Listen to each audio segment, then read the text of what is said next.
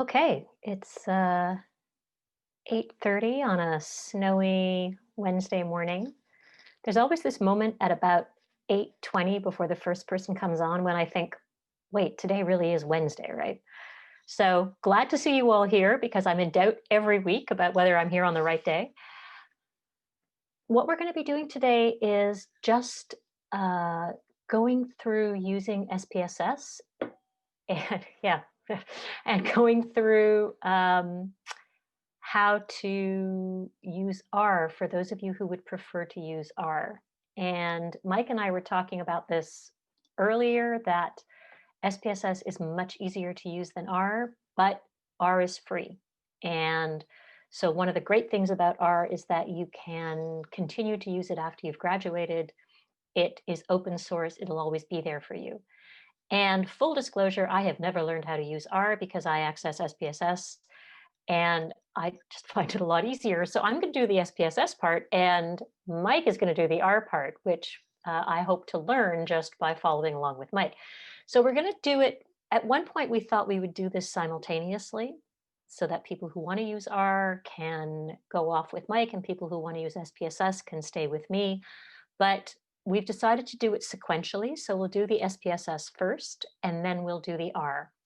And so I think if you are not interested in how to do the SPSS piece, you can log out and come back in again, or just do something else until we start talking about R. Or if you are not interested in learning how to do R, when we get to the R piece, you can go off and do the many other things that I'm sure you have on your plate right now.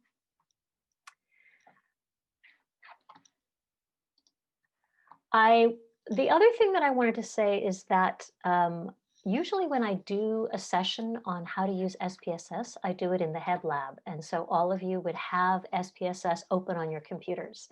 And you can follow along, and then you can see whether there's any part of this that's not making sense. You can't get the program to do it for you.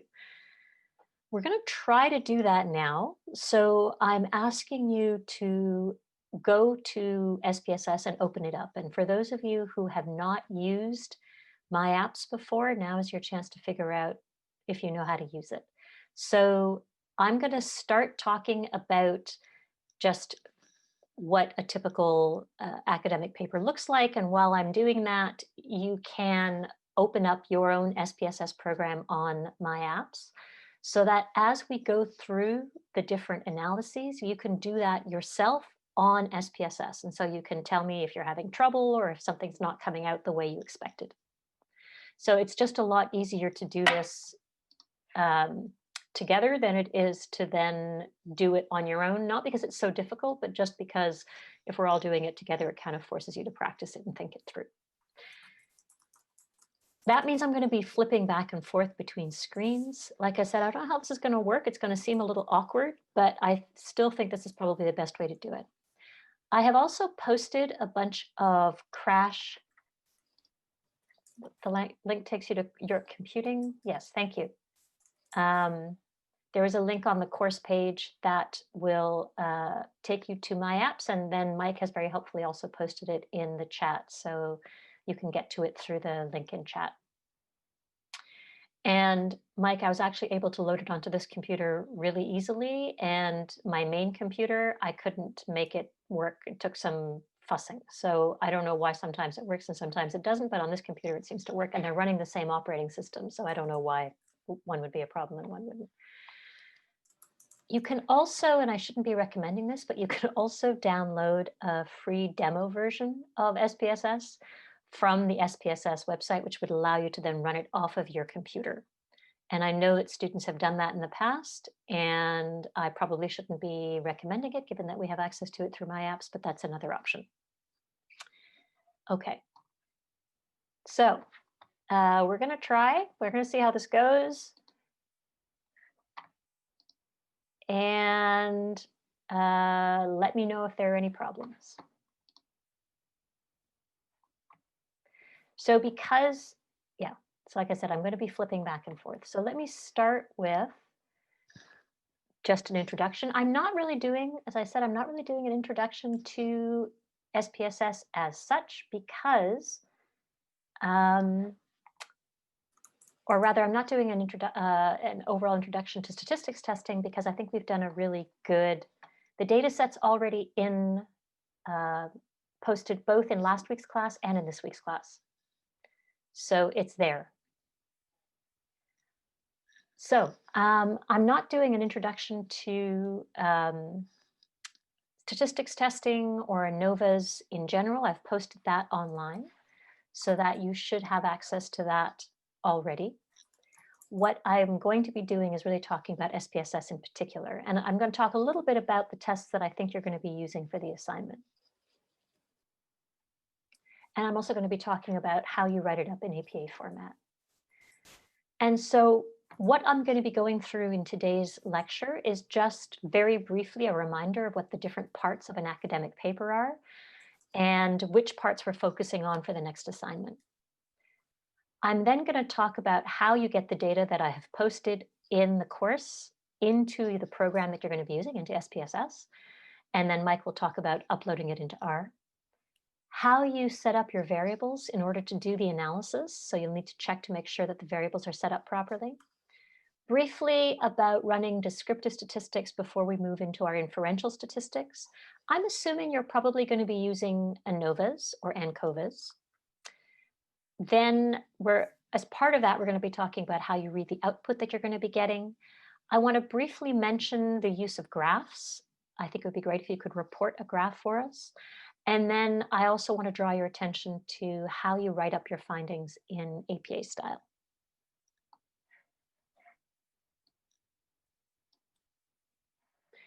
So just as a reminder, an academic paper is made up of several different sections, and it's quite formulaic. So an academic paper starts with an abstract, which is an overall description of the paper that includes usually one statement about the importance of the topic or an overall introduction to the topic. It includes a statement about the research question. It tells us who the participants were and what they did. Again, this is usually 1 or 2 sentences. It gives us the main results, backed up typically with the statistics, but not necessarily. It depends on who you're reporting it to. And then it also typically has a statement of the conclusion. Usually an abstract would be about 250 words. The introduction of a paper is the next section. So that's really where you're now into the paper itself. And in the introduction, you typically, I have a little triangle here because you can think about the introduction as starting broad and then moving in towards your research question. So you'll typically start off with a statement about why the question is important or interesting, why we should bother studying it or be interested in this paper at all. We then go through the bulk of the paper, which talks about what has been done on this question and how it's been done. And then finally, we have a section where we talk about any gaps or inconsistencies. So in other words, why are we doing this research? What else needs to be done? And that leads us to our research question. So the research question that we end with, which might be a hypothesis, or it might be an experimental research question, an exploratory research question rather, should be, you're leading people to that question. So I'm going to give you an example from a project that we're currently working on just because it's in my head, just to give you an idea of going from the broad statement to the specific research question. So we're currently working on a project that looks at access to virtual mental health services for refugees, recently arrived refugees. So the introduction for a paper on this would start off with a statement about how currently during COVID, we're seeing an increase in stress, which leads to more mental health issues. And we're also seeing a movement to virtual mental health services. So these are 2 things that are currently important issues, both more distress and a greater reliance on virtual or digital or telemental health services. And we also know that recently arrived refugee newcomers tend to have less access to digital services. They tend to have lower levels of digital literacy and less access to data plans or computers, so the technology that they would need to use in order to access those services. And we also know that there tend to be cultural barriers in mental health services and that those can also exist in digital services. Past research has shown, however, that particularly for individuals living in rural areas or areas with limited culturally appropriate services may benefit from more virtual mental health services. So there's an inconsistency. On the one hand, the reliance or the greater reliance on virtual mental health services may in fact improve access to culturally appropriate and linguistically appropriate services for recently arrived refugee newcomers, but it may also increase the barriers that they experience because of digital gaps and digital barriers, which led us to a research question, which was exploring what factors promote and inhibit access to virtual mental health care for recently arrived refugees. So we start with this very broad statement about the issue and why it's important. We talk about the research that has been done. We identify where there might be inconsistencies or gaps in our knowledge, and that leads us naturally to the research question that we're going to be studying. So if you were writing an academic paper, you would have this kind of triangle shape. For this report, you're going to be focusing on, for this assignment, for your introduction, you're really going to have maybe a paragraph at most. You're just going to try to justify why you end up doing the analysis that you do. So you'll have sort of one general question that you can draw from the paper that was already published on this, that we're building our analyses on. And then you're going to come up with a rationale for why you then explore the variables you're going to be exploring in your analysis. The bulk of your assignment's really going to be focused on your methods and results, and particularly your results. So in your methods, you talk about who your participants are, what their characteristics are, how they were selected. Some of that, in fact, much of that will be drawn from the paper that our data were drawn from. And then the materials and the procedures. Now, if you're doing this properly, you should be describing all of the characteristics of your sample, and you should be talking about all of the materials and procedures that the participants underwent. And one of the things that we've talked about in our previous classes is how we fail to describe who our participants are because we don't even think about how important their background might be. And we talk about all of the materials and all of the procedures. So one of the ways that people hide some of the bias or don't even realize that they have bias is by not reporting on some of this information. The results section then talks about two kinds of information. It talks about descriptive statistics, which are just usually the measures of central tendency and dispersion within our samples, and inferential statistics, where we're actually looking at whether the relationships or the patterns that we are reporting on are significant. And that's really the bulk of this assignment. Normally afterwards, you would have a discussion where you provide a brief summary of what you have found. Then you talk about the implications or the limitations. And that was our last assignment where we really talked about the implications and limitations of research that had been done. And then you can talk about future directions for research. For your assignment, really, I think one sentence for your discussion is plenty, because really this is an assignment that's looking at analyses. And then typically you would have your references or for the citations that you had in your paper, and you would have your appendix, which is where you would include tables, figures, or any other materials. So if you have a figure, it goes into your appendix. I just want to make a comment about not talking about who was included. So I don't know how many of you caught this, but in the discussion of the results for the two vaccines that they have just reported are having positive results, one from Moderna and one from Pfizer, that the Pfizer report talked about what percentage of people were protected. The Moderna report talked about it not just in terms of the percentage, but also talked about their sample and talked about the diversity of their sample, both in terms of age and ethnicity, which for a COVID vaccine is particularly important because we know that visible minorities in North America, at least, have a higher rate of infection and have more negative outcomes, are more likely to have severe infections for a variety of reasons. So we want to be particularly sure that the vaccine works across all the different dimensions of our population. And it's not that Pfizer didn't necessarily include these individuals in their sample. It's that in their press release, they didn't bother to talk about who was in their sample. So it was a really interesting example of how one of these companies didn't think to talk about the diversity in their sample and the other one did. And I think that just reinforces that this bias of thinking that the diversity of your sample doesn't matter is persistent in medicine as well as in psychology. It was an interest, and there was somebody talking about it on the radio, and I thought it was a really interesting example of things we've been talking about in our class. Okay, so I'm now going to start talking about how to get data into SPSS. So for those of you who haven't opened it yet, when you're in My Apps, you should be able to access SPSS here remotely.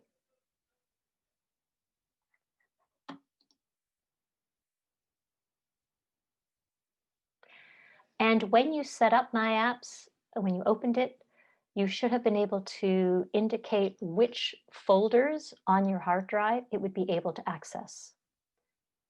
So when you open up IBM SPSS, and you go to new data set, because you're going to be entering a new data set into your program.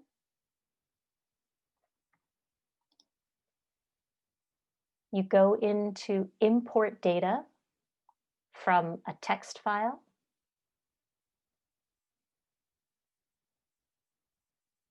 Okay, I'm doing this slowly because I'm hoping that you're following along, or maybe you're already ahead of me. And I told it, oh, I have a comment. Slow down. Yep. Okay. Okay, so you're opening up SPSS. You are going to be opening, and it opens up into this blank data file, and you need to include your data. So if you already had an SPSS data file, you would just open that one. But we're going to be opening data from, I'm not at the next step from importing data yet. So you're importing data, and you're going to import text data.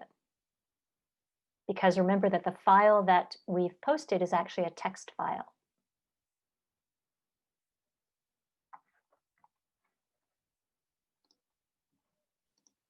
Excuse me, can I just say something here? Yep.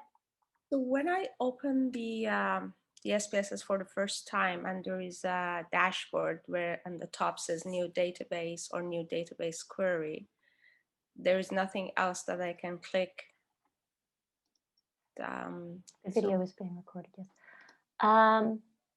Sorry, Masa, I was having the same problem. I think if you it doesn't look like you can click it, but try double clicking it and it might work. I did try double clicking.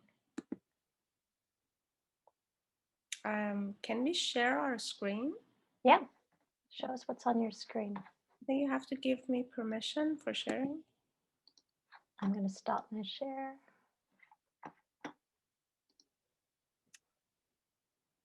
Okay, you should be able to share. This is what I see. And when I double click new database or double click or click, nothing happens. And this is all I see. Click it again, something was kind of happening, I think. There a little square went around new data set when you were hovering over it. Go on to new data set. Yeah, but it doesn't go anywhere. I can close it and open it again. You're not using it on... Okay, I see. I think it opened different... It opens a new window. Yes. Okay. Now I see it. Okay. You see it? Fantastic. So close the bottom right, as Taylor suggests. Okay. Okay, so can you stop your share? I think I did. We're still seeing your screen.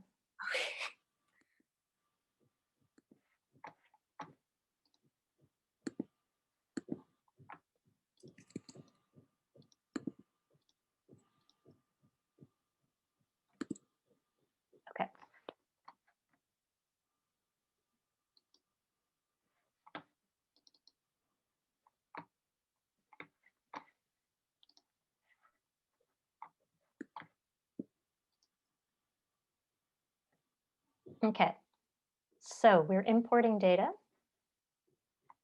from text.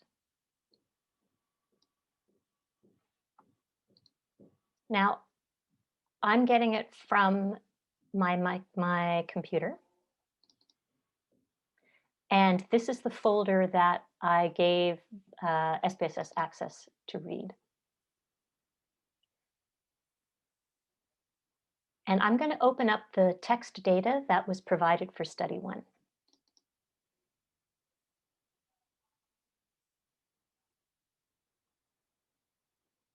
And it's going to look like this. So I'm going to pause for a second so you guys can find that data. So those were data that we are in the file that we posted last week and this week. And there's 3 files. There's text data 1, which is study 1 from the study, text data 2, which is study 2 in that study. And then there's also a code book, which tells you what all the variables actually mean. And when you import data from another file, SPSS has to figure out whether what the format is. Now, this actually uploads fairly easily into the file. And so it says it's going to help you specify the data. Does your text file match a predefined format? It does. And it's giving you a preview of what it's going to look like. It looks good. So we can go next. Are these the titles? They're taking it from the first row. The answer is yes. Data begins on line 2. That's correct. And helpfully, it's showing you what the preview looks like, so you have a sense of whether it's going in properly. It's tab delimited, so it's fine. It's getting the variable names. And you have now successfully defined the format. So it now knows what your data looks like. I've opened text 1 or data 1.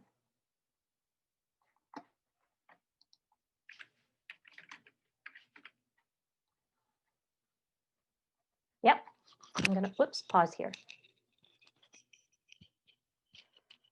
So the data is in the course.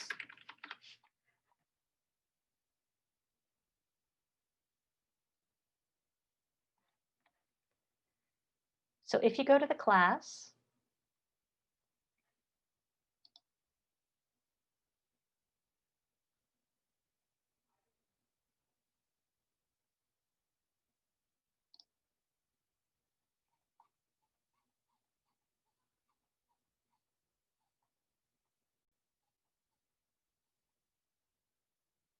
okay, so it's the link to the data here.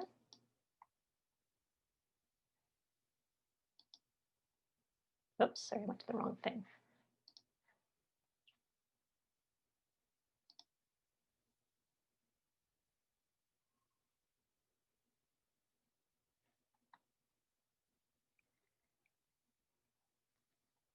And then there is the repository, which is where the data are. And that opens up a file. And it's this one here. So you're now going to download that file. You download the zip file, and we're opening up study 1 text. So here's the download button. You push the download button. It's going to download the folder.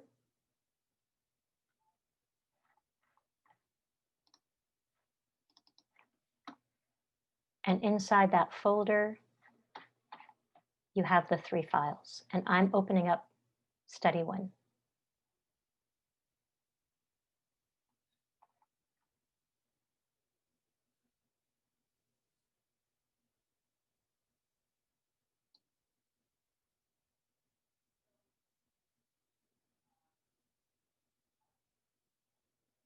Okay, one of the problems with doing this virtually is I have no idea how you guys are doing and where you're at in terms of following along here.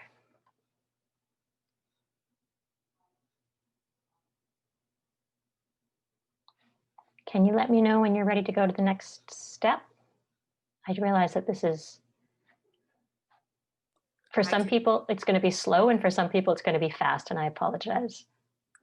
I think I'm ready. There's like a screen of like numbers and stuff, or Uh-huh. a spreadsheet, but it's Mhm. not like in the R thingy. It's just like yeah, I don't know if that makes sense. So you opened up the text file, is that right?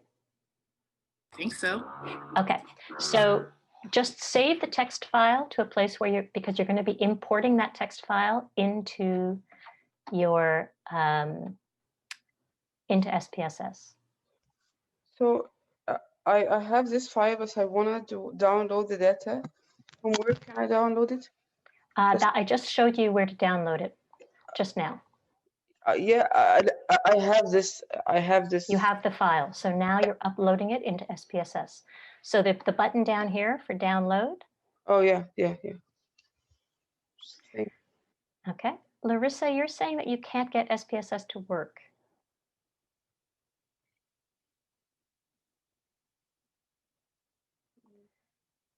Are you using it? You're using it through My Apps, right?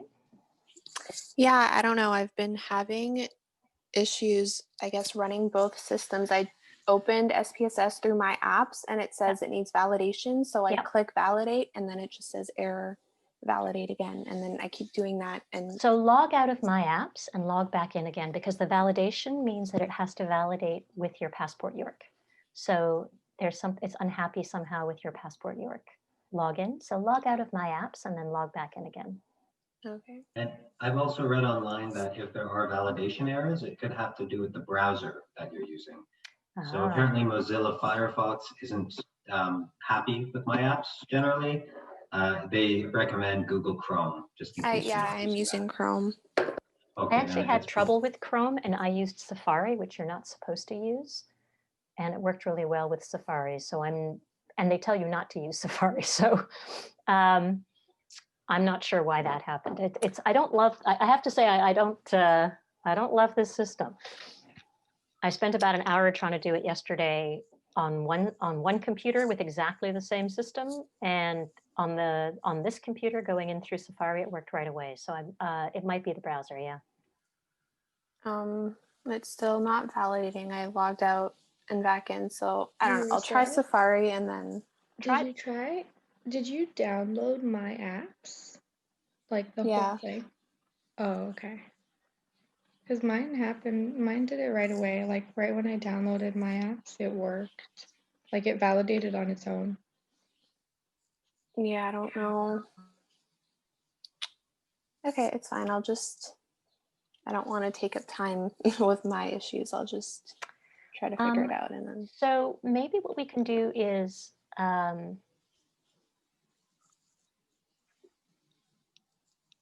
I think it's my computer because even R wasn't downloading right for me unless Yeah, I'm I just mean, doing everything wrong. I don't. It sounds like the problem is with My Apps and not with the individual programs. Janae's having the same problem.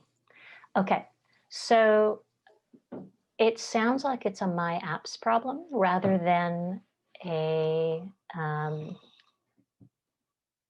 other people are saying they're having trouble uploading the data. Are you able to, so when you go into SPSS, are you able to find the data?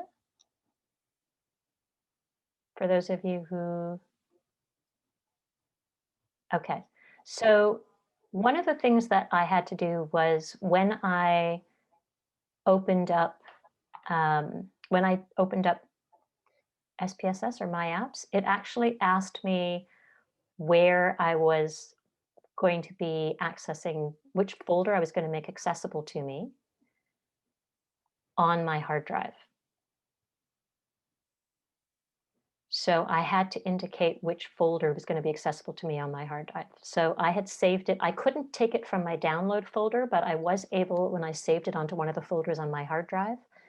And then that was the only folder that SPSS is going into. It's the only one that I'm accessing through my computer.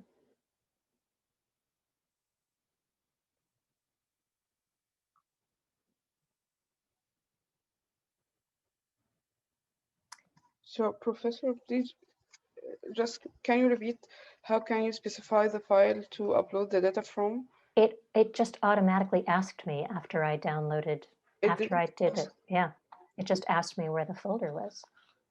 It didn't ask. Great.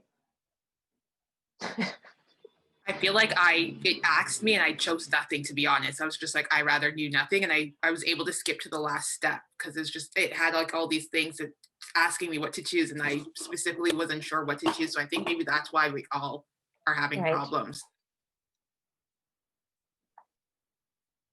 Megan, did you say that you saved it on desktop or like to desktop or to documents? Yeah, I just saved it on my desktop. So that way when I opened up SPF or SPSS, and I was trying to find the data, I just clicked on that desktop folder and then I was able to open it through there. So I don't know if that would work for anyone else, if that makes sense. Okay, thank you. No Would it be problem. possible that- for Megan to share her screen because I saved it to my Yeah. desktop and I still can't access it? I mean, I had the same issue on my other computer. I couldn't access it from my desktop, but I was able to access it in a folder on my hard drive. Yeah, And that's exactly what I did as our professor did. so also, yeah. Yeah. Because when I went to look for where I open it up, so when I say import data, text data, it asks you where are you getting it from? And hoping this is still working. And so it has all these options. And I had to take it off of the drives on my hard drive. And then this is the drive on my hard drive that I had indicated that I would access to, or that I would be able to access through this program, because the program has to ask for permission to access your computer. So what SPSS has access to is actually shown right here. So on mine, I gave it access to a drive on my hard drive. So Megan, you looked for it on your desktop here? Yeah, so basically when I downloaded the folder, I just dragged the files to my desktop. So that way on SPSS, when I was in the section to like open up the data, I just clicked on the desktop icon and then Yeah. everything was there and then I just opened it. Are you using a Mac or an IBM? IBM. Okay.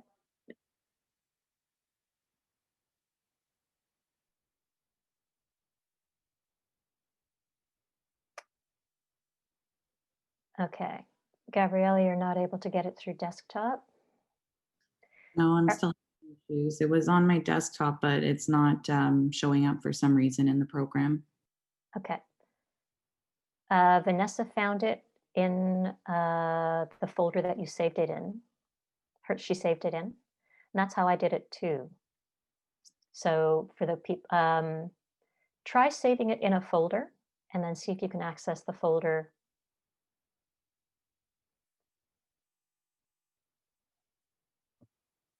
It is a text file, right? It's a text file. So sometimes you can be searching for the wrong type of file and it won't pop up. And then when you just adjust it to be text file, it'll appear. Are you looking for a text file? It says type of file. That will also help. While we're here, I'll also add, I found out there are certain system requirements, it looks like, for my apps, in case some people are having trouble. It could have something to do with your operating system. So I'll just post them in the chat and you can take a look and see if that might be one of the reasons that it's not working so well for you.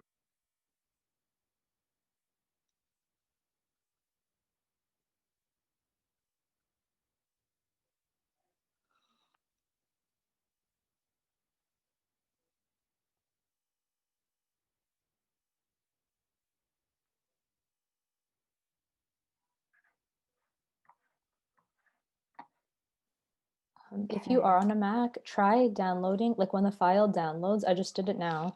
When the files are like downloading, just drag it to like your desktop. Like, you know how like Mac lets you drag stuff just like to your home page or to your screen. And then you can actually like drag it in as opposed to selecting it from files. And it lets you do it that way. Yeah, that's pretty much how it was able to work for me. So I think that's personally like the easiest way to try to do it. But I don't know. To follow, sorry, up what Stephanie said, if you're using a Mac, you can't actually, when you click on like the thing and it says open data, it'll say this PC desktop documents downloads. If you click downloads or desktop, it won't access it for some reason. You'll have to go to drives on your, like, it says drives on Chanel's MacBook. When I click drives on Chanel's MacBook, it says my name and then it shows me what's actually on my desktop. So I think the problem is if you're using a Mac, you have to take that extra step. I also had to do it through drives on my MacBook. What I did that helped a lot was I have the app installed and it won't open. So what I do is I go into Google Chrome, I go into apps anywhere, and then it validates on my computer. And then for some reason, if I open it through Google Chrome, then it opens up on my computer. Okay. People want to try that?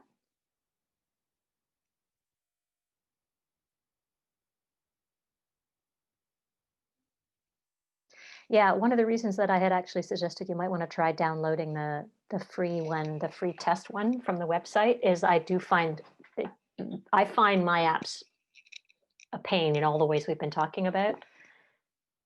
It will be easier if you have it downloaded as a free sample. It's only good for 2 weeks, but I just downloaded the free sample. It took really 2 minutes. yeah. So, and I didn't have any of these issues. So maybe people want to just download it now. It really takes a couple of minutes. Okay, for people who aren't able to get it through my apps, maybe we can go to the SPSS website and download the sample and try to do it with the sample, the free trial.